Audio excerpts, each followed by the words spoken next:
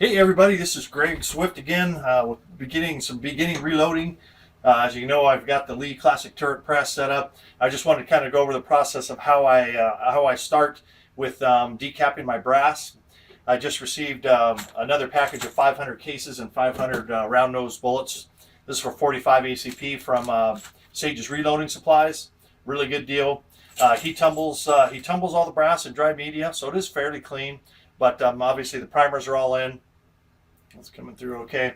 So I like to deprime them all. Now, the way I've got mine set up, I just take an extra turret that I have. I've got a universal decapping die in it, and I just take out my other die, put this one in. I take out the rotating rod that rotates the turret. I take that out. So basically, I'm using it as a single stage press, and I just grab my cases, start depriming them, drop in my little bucket here.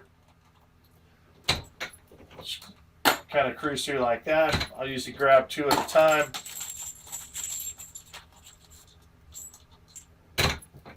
Run them through. As you know, any of you familiar with the Lee Classic Turret, the old primers fall down through the main shaft here into a tube, a rubber or plastic tube down below, and then you just pop the cap off, pop the tube off, and throw them away. So that's what I do until I get through all of the brass and have them all decapped. You see, I've been working on these. All these are done. Now, once I have that done, I wet tumble all the brass, and once I'm done with the wet tumbling and they're all dry, I'll bring them back in, and I actually have a whole bunch of them already done in these little containers, all ready to go. They're clean, need to be resized and primed. At that point, I'll rotate the turret over to my resizing and decapping die. That comes with the Lee set for 45, but I'm really not using the decapping pin at this stage. I also like doing it this way because I'm only getting one of the dies nasty. As you know, if you're cleaning range brass, they can be pretty nasty. So I'm only using one die for all of the decapping, and so it keeps my other dies all nice and clean. So at that point, come back over. I'll run them up. I'll run them up and resize them. I also do the priming at this point.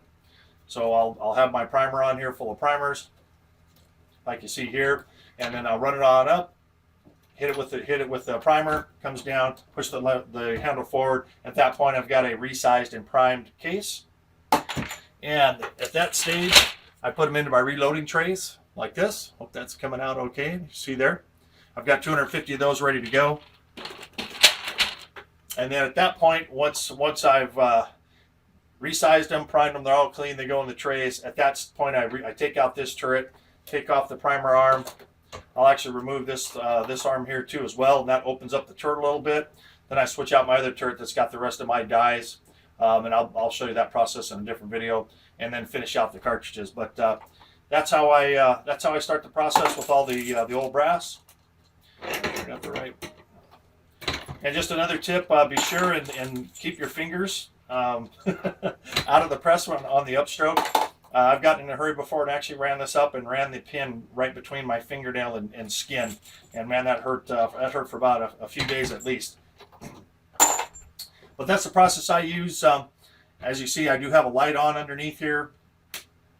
That's an accessory light kit that I added. I do have a separate video on that if you want to check it out. But man, it sure makes a huge difference as far as lighting up the area underneath the turret so you can see what's going on. It's also good if you're depending on the type of powder charge that you're using. That's also helpful to visually check your powder charge. I use a different system for that I'll show you once I have the other set up.